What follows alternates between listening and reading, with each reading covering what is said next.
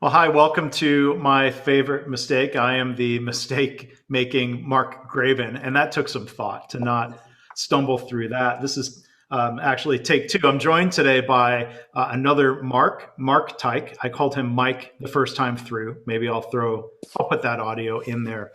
Maybe, but Mark Teich, I'm going to introduce him, and we're going to have a lot to talk about today. A little bit of background: he's worked for more than 20 years as an actor, comedian, writer, director, stage, TV, and film. Before I give you a little bit more of his resume, we actually both graduated from the same high school, ye old Winston Churchill High School in Livonia, Michigan. So pretty cool. It's great to be able to do a podcast with you, Mark. Yeah, it's great. It's great. Thanks for having me, pal. This is a lot of fun. I mean, it's been, God, I mean, the last time we really had a chat was at the 10-year reunion. I don't think I made the 10-year, so maybe the 5-year. Well, then I was hammered, and I thought you were there. That's the 10-year reunion. Like, this gets off on a gloomy note, but because of 9/11, I couldn't. 9/11. That's right. For that, that's right. Right after 9/11. So help me segue.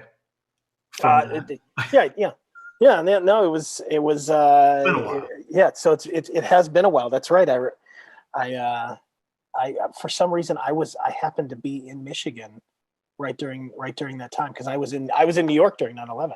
Yeah. So yeah. Gosh. Yeah. So we ran in different circles. So Mark was in, I think it's fair to say, the highly acclaimed CAPA program, the Creative and Performing Arts Academy at our high school. I ran more in the geek, math, science, computer program circles, but I'm used to looking up at Mark. I look up to Mark because I was literally in the pit orchestra. That's right. For at least 4 high school musical productions where Mark was up on stage. And not one of them was Brigadoon, so I wasn't wearing a kilt. And if you were looking up, you would have seen everything and then some. Would have not a mistake. No. Scarred for life. More scarred for life than a mistake. Yeah. And I'm going to try to be funny with a professional comedian, but if I remember right, Mark was voted in the yearbook most likely to lose his hair and dance like MC Hammer in a Hallmark Cards TV commercial. Like, that was strangely specific. Very specific, and a lot to live up to. I really had to it was almost Marty McFly-esque that I had to start planting seeds as I was going through to the industry. Well, and I'm glad you unlocked that life accomplishment. And thank you. There are times randomly where I will see Mark on my television. So before all of that, give you a little bit more of his background. He honed his improv skills in Chicago and New York. He was in famed troupes like the Second City and Upright Citizens Brigade. Had a highly successful comedy career, culminating in 4 certified gold CDs, a certified gold DVD, 2 Comedy Central Presents specials. So I've seen, and people may know of the stuff you've done with Stephen Lynch. That's right. Yeah. Singing together, great stuff. He also sold out Carnegie Hall. I think sold out. Sold out might be, stretching it a little bit. I'm sure there was somebody giving out those last few tickets up at the top, but Carnegie Hall nonetheless. Yeah, but Carnegie Hall nonetheless. It was pretty amazing. So Mark has been in 4 Disney cable shows, like flipping channels in a hotel room. I normally skip past Disney Channel and there's Mark playing the principal. If you stayed on those channels as you're alone in a hotel room, this podcast is over. We have to stop this podcast. Cancel my podcast. But he's also been seen in shows like Monk and New Girl, the movie Leatherheads, and again, the commercials. So this happens a lot. I'm sitting there watching football. Here's Mark in a Little Caesars ad. He's done ads for Dell, Subway, IHOP, Fidelity Investments. And then there's the, I think, would you say the Hallmark commercial is the... I think the Hallmark, we did a Hallmark commercial, gosh, probably about more than 12 years ago. And it was voted funniest commercial that year. And it had won some awards, and it was a lot of fun. So much so that Well, this is you mentioned IHOP, so I'll give you a twofer. Yeah. So much so that if you look up on YouTube, you look up Hallmark Hammer, you can see me as MC Hammer going through the motions, and I could dance all those moves. Actually I was the only guy in LA that had like that dad look, the young dad look, that could dance. So much so that I didn't even get to go to the callback, and the guys that were at the callback knew me. And one of the guys was just like, "Hey, just let Teich do this, okay?" And so they ended up hiring me for that, just based off of everybody else's frustration. But my point is, the IHOP commercial and the Hammer commercial, both commercials, on YouTube, you can find in the comments that either people think that my head was superimposed onto a black man's body for the MC Hammer commercial, or they just thought I was a black person. In the IHOP commercial, I was completely painted like a coin in this commercial, and people thought it was racist that a black guy was going in silverface. And then one of my students kept typing into the YouTube channel going, "I know this guy. He's a white guy. He's a white. No, wait, you got." It was the funniest thing. So I guess I'm loved by, or hated by just people that don't know what my body looks like. I didn't know how to end that part. Yeah. I'm not really sure. Yeah. So people can Google that. People can Google that. How about that? That's a good ending. Not what your body looks like part, but the commercials. I'm sure if you look hard enough, you'll find something. And Mark is also currently starring as Uncle Vin in a series called The Finchers, presented by ViewSonic. We'll talk about that later on. There's kind of an interesting hybrid sitcom commercial endeavor. Yeah, I think that's the best way to put it. It started off as one thing, and now it's kind of turned into this thing that's way bigger than me. I mean, but it's crazy. I mean, even here, hold on.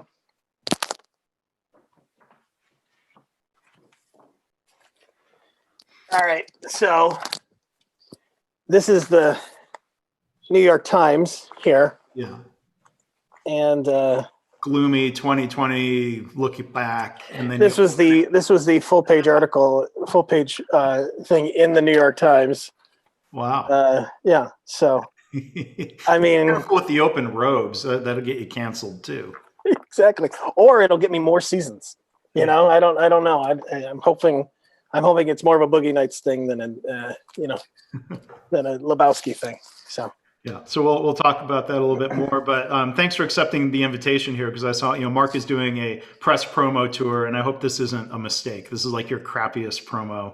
No, it's literally a mistake. I mean, you wanted it to be a mistake, so we're making it all happen. So it's all a giant tie-in to the mistake that is my life. So, yes. Life is but a series of mistakes. It is. Yeah. It is. Yeah. So on that note, Mark, what would you say? I mean, of all the different mistakes that we all make, I've made a couple already today, but like, what's the most meaningful? What would you consider to be your favorite mistake? Oh gosh, I think it was my choice to be initially to be a follower than a leader. I think that was, if I can really generalize it, and then we'll kind of break it down. Yeah. I think I had that, and you might not have gotten that in high school from me, because I know that even me looking back, I was coming across more of a confident person and a leader and everything, but I was always looking to follow in the footsteps of something, whether it was my best friend from back in the day who was a couple years older than me, that I was kind of like, okay, I see his path and I like that path. Mm-hmm. What if I just kind of continue to do what he's doing, and that? So I think that's the case for a lot of people. And I think some people might think that's just emulating people that you admire, or, a hero, or, for comedians, you always get your voice from imitating other people's voices, of people that you admire. And, but I think I think if I would have stayed more on the track of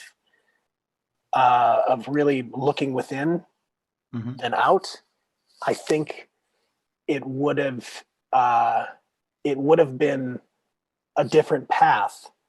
That being said, I'll tell you this, I don't know if you feel this way, and I don't know if the 10 other people that are listening to this right now feel this way, but I always feel, for the most part, I was at the right place at the right time for what I was doing. Like 1988 to 1991, Churchill High School, there have never been better years of that high school than the time that I was at that high school. For some reason, I feel that way. Like we did some great stuff at that point in time. And I look back at particular years of things, and I was like, oh, I was at that place during that time. I'm really lucky. And I'm all about, chalking that up to being completely delusional and going, well, that just, sure, that was a great time for you, but it might not have been a great time for anybody else. But yeah, you're asking me the question. So why wouldn't I say that? So I feel but there were a lot of really talented kids in that high school. I agree. I agree. And I got to work with a lot of those talented people. And then, the professional theater that I was doing outside of high school during that time. I mean, I was in a group in high school. It was a children's theater group in Detroit, and it was called the Peanut Butter Players. And it was Detroit's #1 family entertainment. And people in that cast, one was Danny Gerwin, who was in multiple things on Broadway. Another was Celia Keenan Bolger, who just won the Tony for Sorkin's new Kill a Mockingbird. The other was Sutton and Hunter Foster. Sutton Foster is on Younger, and she's won multiple Tony Awards. Hunter, her brother, the same thing.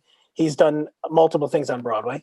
Me, I'll put myself in that category. And there was a whole bunch of other talented people. There's this guy Ian. He's got the lead on a Disney. Well, he's the dad on a Disney Channel show right now as well. So it's amazing. Like I just happened to be lucky enough to be around those people. Judy Greer was a couple years behind. Yeah, Judy was a year younger than we were.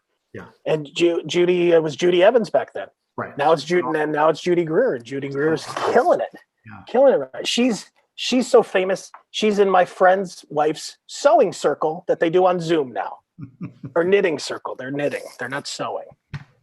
I've gotten some shit from. Well, it says on your website, when we get back to your story, that you're that guy from that thing. Well, she been for a while that woman from that thing. Like, and absolutely. She pops up everywhere, and now people I think know her name more often. But so you had some great examples, right? So I mean, you talk about admiring and emulating people.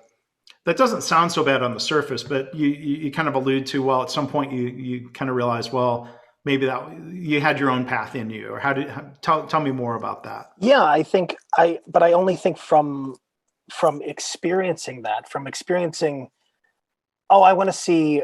It was a safety net for a lot of things, because if you've got, like, I'll go back to my best friend.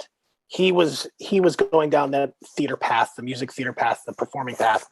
He was 2 years ahead of me. So that is, if you look back at it, that is a great, you go first, let me see what happens. And if you fall into some pit of despair, at least that won't happen to me, because I'll see from your mistakes what's happening from those things. So I was looking at it from that kind of perspective. And now looking back, I think that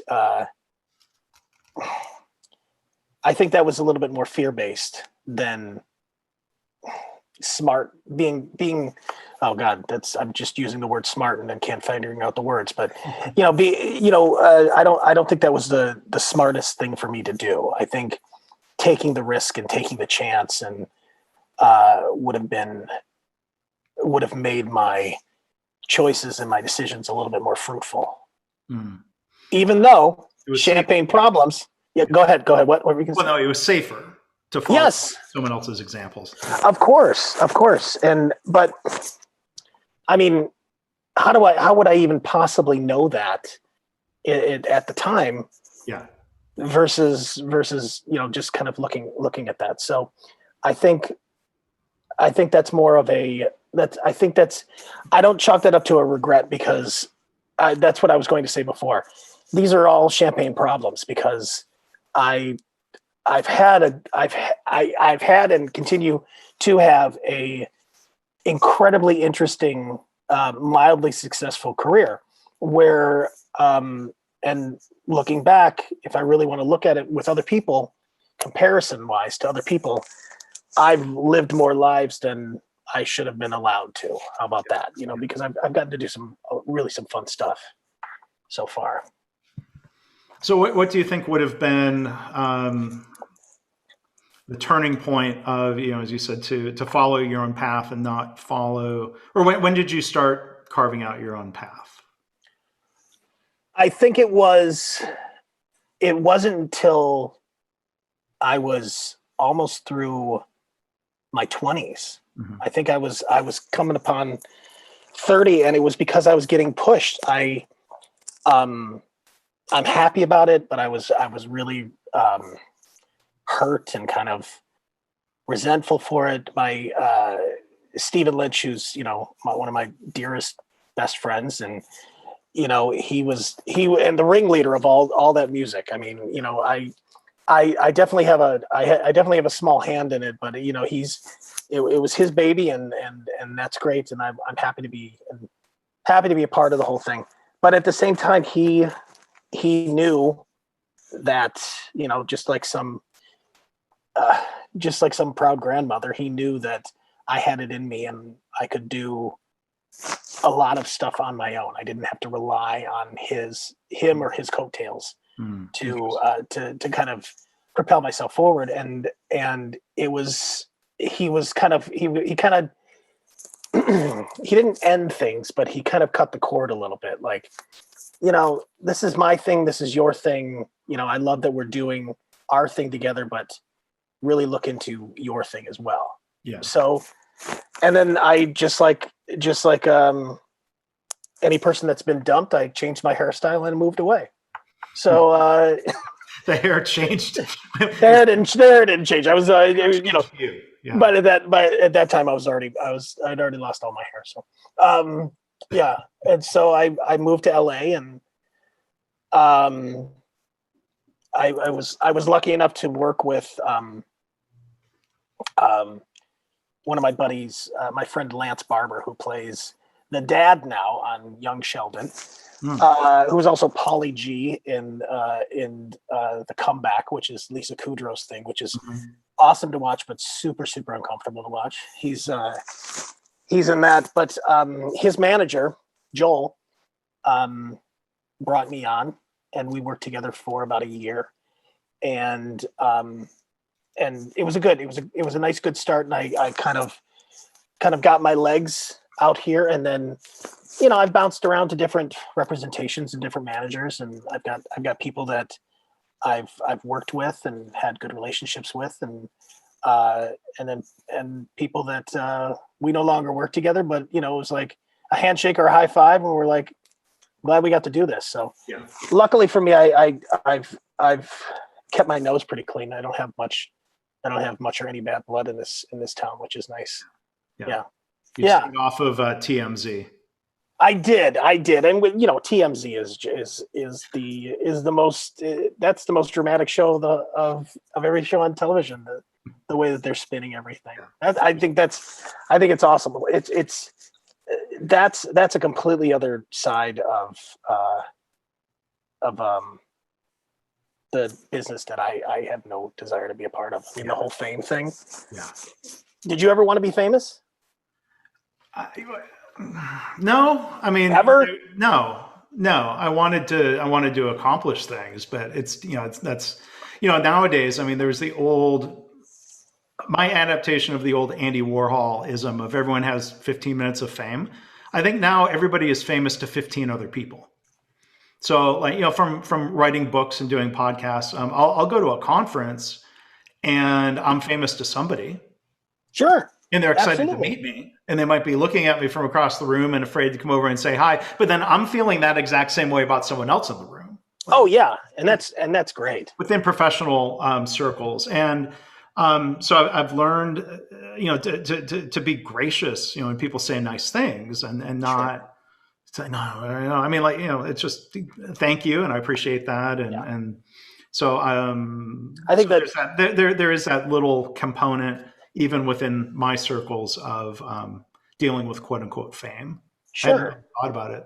Yeah, it's as long as you keep the other person involved in the whole thing versus them just shouting praise at you. Right. If you bring them into the fold and make it a little bit more human, then that's the best thing you can possibly do. Because when Stephen and I were at our height of that, and we were touring around the world and everything, and these people would come up to us and just, and it's, to you, it's to the person that they're coming up to, it's kind of unbelievable. And you're just like, why are you in this much awe of what we're doing? But as long as you make them human and they start talking to you, everything kind of subsides, and it's nice. Yeah. I mean, when I've met, they say sometimes don't meet your heroes, and I've met some professional heroes.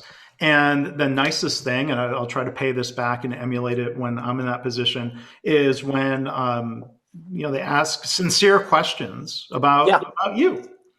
Yeah, I think that's the smartest thing that you can do. And and the questions are not, which of my books did you like best? That's not a good example. I would only hope that you'll do that callback to me when somebody comes up to you and we happen to be together, and you absolutely do that to the person that comes up to you at that time. No, it's more likely when things get back to normal. If we're out for a drink, someone's going to recognize you. But no, I mean, we put odds on that. I mean, it's possible. I mean, with this beard and these glasses and this hat, nobody can recognize me at this point. I am a walking disguise, clearly. So gosh, and so in the entertainment realm, I mean, I guess there are potential mistakes in interacting with someone coming up and fawning over you. But I'm curious, for anyone who does sales, so like as a consultant, or you're competing against others, and you may have to go give a presentation, and we don't call it an audition. Right. But it seems like you hear of actors of going through these audition cycles, and there's a lot of rejection. And I was curious if you could talk about that. And do you often feel like, well, you didn't get a role because of some mistake you made, or it's just you can't get every role? I'll put it this way. I mean, you can get every role. There are odds that you can get every role. You look at and there's always a unicorn. There's always going to be a couple unicorns here and there, and they're unicorns for a reason. Because they're freaking magical. Donald Glover is a unicorn. He's a unicorn. He's an amazing talent that went and was like, oh, I'm going to try this. And he writes it down, and all of a sudden he does stand up, and he's better than people that have been doing stand up for 30 years. Yeah. And he's like, oh, I'm going to try this. And he does music, and you're like, what? How? So yes, you can get every job. That being said, it's just like sales, just like writing, just like anything. The entertainment business is exactly the same of all these other things, except like what you said, people recognize you more because your dumb face gets on the newspaper, or you're on TV or something like that. Yeah. But when it comes to getting the job and getting auditions, the best thing that you can do is exactly the same thing that you would do in a presentation in sales, or putting your heart onto the page when you're writing or something like that. As long as you're doing that versus not doing it, in your heart of hearts, when you go to an interview or a meeting or an audition, and you're not into it, hungover. So, like whatever that thing is. And if you walk out of there and you're like, oh yeah, I totally put my best foot forward. Well, you're either telling yourself the truth or you're lying to yourself at that point in time. And the best way that I can describe it is when I was doing Leatherheads, George Clooney was directing, and he'd written the whole thing, and we'd have a lot of downtime. I was one of three guys. So we're barely in the movie, but it was me and Mike O'Malley, who is in a ton of stuff. Yep. And then Christian Stolte, who is like the older guy on Chicago Fire now. Mm-hmm. And so it was the three of us kind of playing, but we'd have a lot of downtime. And in the downtime, everybody would want to come over and hang out with us because we'd just be bullshit the whole time. And so Clooney would come over to us, and then the guy that played the editor was like this old, awesome dude, and he had this. I mean, like my beard doesn't even do his beard justice. He was like this magical being, and he would give us all these tips of wisdom. And he goes, "This is how auditioning is. It's like house money. Do you know what house money is in Vegas? Yeah. So in Caesar's Palace, you get Caesar bucks for getting there, and you get $100 worth of Caesar bucks. Where can you spend those Caesar bucks? Caesar's Palace. Right. You can't spend them anywhere else, right? Can't do it anywhere else. So if you go to a blackjack table, you put $100 down of Caesar bucks, and then you win another $100 on top of that. What have you won? You've won that $100, plus you still get your Caesar bucks back. And until you lose all that Caesar bucks, you haven't really lost anything, right? Yeah. So when you go into the audition is somebody giving you those monies to go into that audition. For some reason, somebody wanted you to come into that room. And getting into that room is harder than anybody thinks it is, because there's thousands of people that they look through, and then the agent does submissions, and then there's hundreds of people that are doing through that, and then there's 100 people auditioning for the role. So when you're going in there, everybody wants you to do well.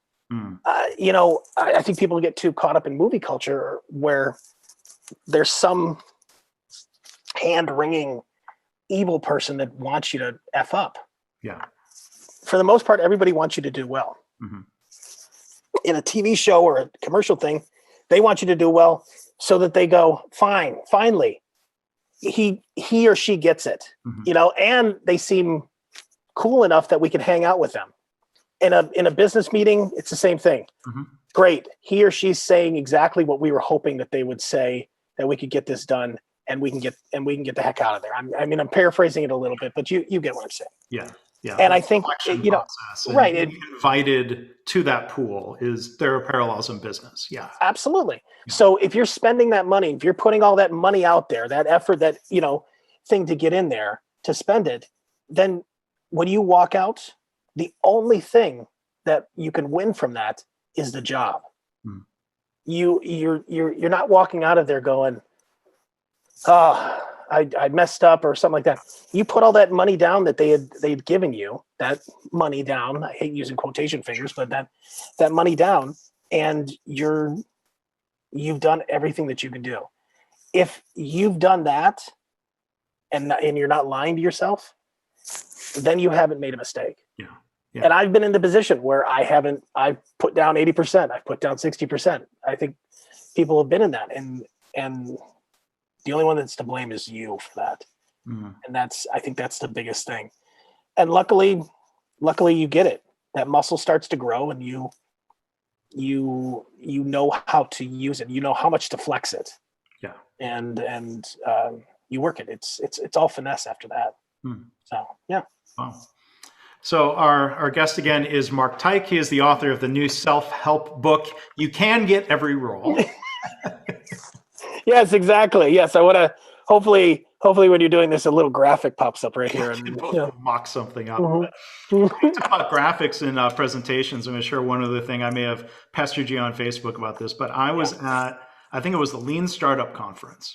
Okay. Somebody, very serious, kind of a California, Silicon Valley type event, and somebody was giving a talk, and all the slides are just pictures to illustrate some sort of point. Well, there you are in I think was a stock photo of you in a suit and tie, or I don't know if it was a clip from some program. I guess if you posed for stock photos, you would know that. Or I would know it. I'm sure it probably wasn't a stock photo.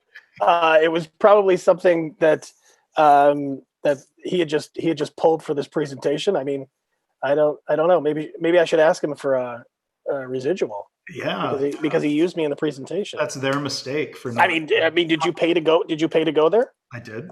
Well, then I am clearly owed some money. We'll talk to your representation, but maybe it was a grab from a commercial. Yeah, it probably was. Like you were sitting in like what looked like a boardroom in a shirt and tie. That's and once again, champagne problems. That's one of 20 spots I've done where I am the flustery, blustery, shirt too tight, tie only going down to his nipples boss. In your clip reel, that is sort of a thing for you. The tie that only comes down. It's the way too short tie. It's, I mean, why be that burly 128 that I was in high school when I can blow up to a festive 190, and by 190 I probably mean about 205. So. So speaking of making it big, I'm talking work, not size. Fat. Yeah, I get it. Well, we do see a lot of you in the Finchers, and again, like that robe, you got to keep that robe. Oof. I mean, go ahead. For wardrobe though, it's pretty sweet because if all I got to do is throw on a robe every day for this thing, God bless, I love it. Yeah. So tell us more about the Finchers and what how that came to be, and that's an interesting project. It's definitely an interesting project. If you want to see it, I'm sure you'll mention it, but it's at thefinchers.com right now. ViewSonic. Well, there's always been a corporation behind TV and film. I mean TV was invented for the purposes of advertising. It wasn't invented for entertainment. So ViewSonic, which is a monitor company. So back when we were kids and we were buying our Apple IIe, you didn't have to get an Apple monitor. You could get a ViewSonic monitor. You could get any of these things. This company's been around forever. And they started by selling monitors to the general public, and then they started going into businesses, and then they became this $1 billion company. And so they didn't have to sell to regular people anymore. Mm-hmm. And once this whole pandemic hit, they were like, oh, we can start selling to the people again. And they have these amazing monitors that are all like incredible, like touchscreen type stuff. If you haven't seen some of the stuff that they have, it's ridiculous. Like even their projectors, these streamlined projectors that if you've got a blank wall in your house, it looks better than any flat screen. So in that first episode, like the product integration. Yeah. So they're doing a lot of those projectors. Yeah. So they were doing a lot of product integration, and they're creating a sitcom around the whole thing. Mm-hmm. And at first, I think it started like, oh, this is kind of a cute thing, and now they are just pushing the envelope. They're just going, let's see how far we can go with this, and see if somebody really grabs onto it. So for that it's been a lot of fun. And I play the wacky uncle. Yeah. So I can't complain. I live out in, an area similar to Topanga Canyon. Mm-hmm. Very hippy dippy, Topanga is where Lisa Bonet and Jason Momoa live. They love their turquoise, and they love their teeth that they found by the beach or something like that. Hopefully not human teeth. Right. But yeah, stuff like that. So and I have a yurt and a ferret, and I don't wear many clothes.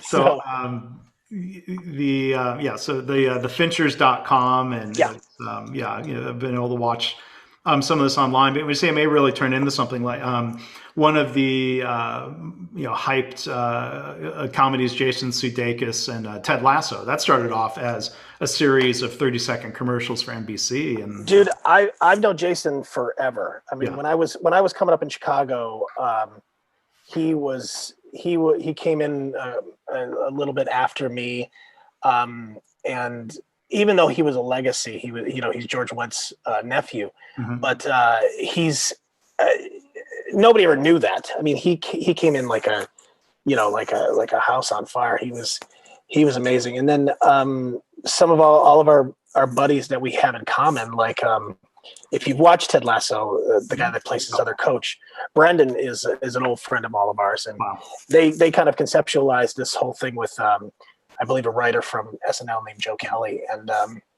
and yeah, it was all based on those commercials. And have you watched the season?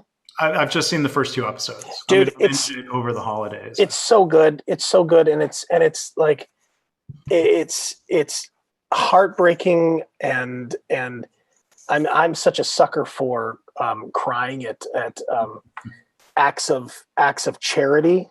You know, whether it's to a person that they've always wanted to do something, and that type of charity. Oh man, just crying my eyes out. Yeah. So yeah, it's great. Yeah.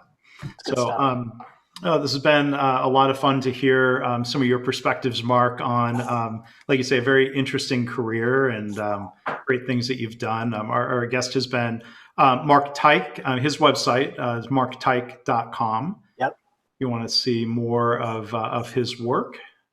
Yeah, I think that's it. And Instagram, I'm Mark Teich 111.